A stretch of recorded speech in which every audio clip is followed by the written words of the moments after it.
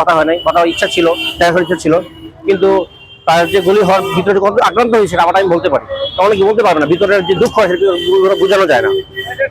আবার যেদিন হাদিবে মারা গেল সেদিন ওটা কথা বলি, এটা ওদিন হচ্ছে আমাদের বাসায় একটা প্রোগ্রাম ছিল, সেই প্রোগ্রামে যখন আমরা মানে ভাত খাবো খাইতে গেছিলাম, তখন পুরো শেষ করছি আমরা, তখন মনে করেন শুনছি হাদিবে গুলিবিদ্ধ হয়েছে।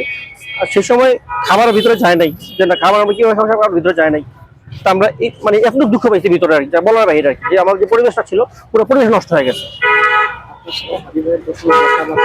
না আমাদের কখনো দেখা হয় না, কোনো কথা হয় না। আমরা একমাত্র আর সবচেয়ে বেশি খারাপ লাগে হাদি ভাইয়ের, তার যে ছোট বাচ্চা আছে, সে বলছে আমার কাছে ছোট, আমার ছেলে দুটো, আমার দুজন সন্তান, একজন ছেলে হচ্ছে আমার 1 বছরের, তো তখন বলছে যে আমার বাচ্চাটাকে আপনারা দেখেন। তো এই কথাটা আসলে মানে একজন পিতা হিসাবে এই কথাটা মানে কেউ সহ্য করার মতো না আর কি। এটা সত্যি বড় খারাপ লাগছে, আমার দিলে আঘাত লাগছে এই যে বেশি আর কি। আর সেই আঘাত থেকেই মূলত আমরা এখানে আসা।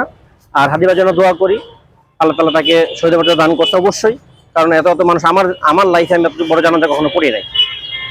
এত অনেকদিন হয়ে গেছে তার বিচারের কার্যকর অগ্রগতি হচ্ছে না, এবং তার যে শুটার ছিল তাকে এখনো বাংলাদেশ প্রশাসন এখনো বলতে পারছে সে কোথায় আছে। হ্যাঁ, এই ব্যাপারটা প্রশাসনের ব্যাপারটা কিভাবে দিচ্ছে?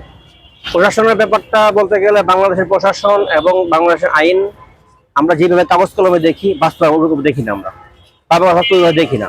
কারণ আপনি যদি আপনি একজন যদি সাধারণ কর্মী হন, বা আপনি যদি সাধারণ জনগণ হন, আপনার প্রতি যে আইনটা যেভাবে হয়, যারা উচ্চ বিদেশে যারা, তাহলে তারপর এই আইনটা এইভাবে হয় না, প্রয়োগ হয় না। এই প্রয়োগ না হওয়ার কারণে আজকে আমাদের আইন অনুশাসন সেরকম পাচ্ছি না।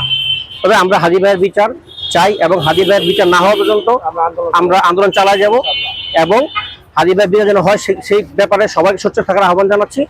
সবাই যেন বিচার যেন চায়, এবং হাদি ভাই বিচারটা দ্রুত হোক। বাংলাদেশের হাদি ভাই একটা কথাই বলছে যে আমি যদি মৃত্যু আমার কোনো আপত্তি নাই, কিন্তু আমার বিচারটা যেন হয়, আর সেই বিচারটার জন্যই আমরা আন্দোলন করা এবং সংগ্রাম করা। এটা সারা বাংলাদেশের যারা আধিপত্যবাদ বিরোধী, যারা বাংলাদেশের ভারত বিরোধী যারা আছে, এবং বাংলাদেশের যারা বাংলাদেশ কাজ করে, সবাই কাজ করতে। আপনাদের কি আশা এই সরকার থাকা যতদিন আছে এই সরকার কি পারবে হাজির বিচারটা সম্পন্ন করতে? আমরা অবশ্যই আমরা মন থেকে চাই, এবং চাই সরকার এটা দ্রুত এটা বিচার করুক, যদিও আমরা ওইভাবে কোনো পদক্ষেপ দেখতে পাচ্ছি না এখন পর্যন্ত। তবে আশা করি সরকার এই বিষয়ে খুব শীঘ্রই পদক্ষেপ নিবে, এবং হাজির বিচারটা হবে ইনশাআল্লাহ। আপনার নামটা? মোহাম্মদ খলিলুর রহমান।